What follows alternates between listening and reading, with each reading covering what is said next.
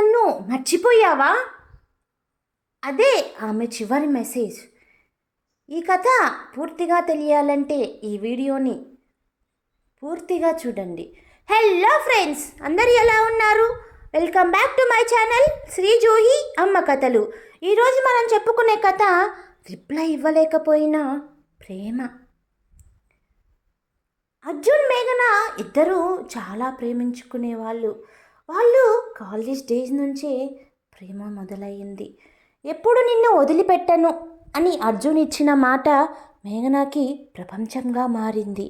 ఒకరోజు అర్జున్కి విదేశాల నుంచి మంచి జాబ్ అవకాశం వచ్చింది. మేఘన, నువ్వు వెళ్ళిపోతే మరి నేను? అర్జున్, కొన్ని సంవత్సరాలే కదా, తిరిగి వచ్చి నిన్ను పెళ్లి చేసుకుంటాను. అతను విదేశాలకి వెళ్ళిపోయాడు. మొదట్లో ప్రతిరోజు కాల్స్, మెసేజెస్ అన్నీ చేశాడు. తర్వాత మెల్లిగా తగ్గిపోయాయి. మేఘన పంపిన మెసేజ్లు, ఎలా ఉన్నావు, నన్ను మర్చిపోయావా అని అడిగినా తను చూస్తాడు కానీ రిప్లై ఇవ్వలేదు. ఒకరోజు మేఘనాకి ఒక తెలియని నెంబర్ నుండి కాల్ వచ్చింది. అర్జున్ గురించి నీతో మాట్లాడాలి అని.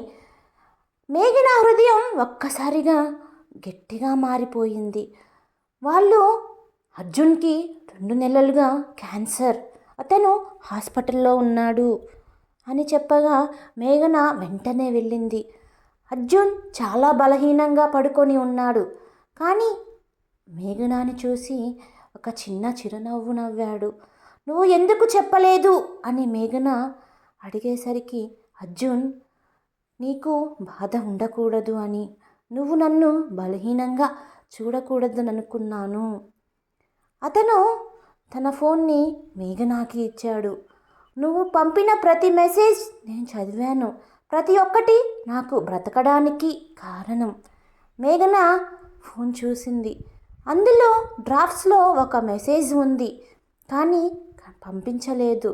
నేను బాగలేను, కానీ నువ్వు సంతోషంగా ఉండాలి, నిన్ను వదిలిపెట్టలేదు, పరిస్థితులు నన్ను తీసుకెళ్తున్నాయి అని రాసి ఉంది.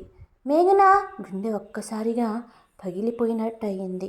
కొన్ని గంటల తర్వాత అర్జున్ చివరి శ్వాస తీసుకున్నాడు.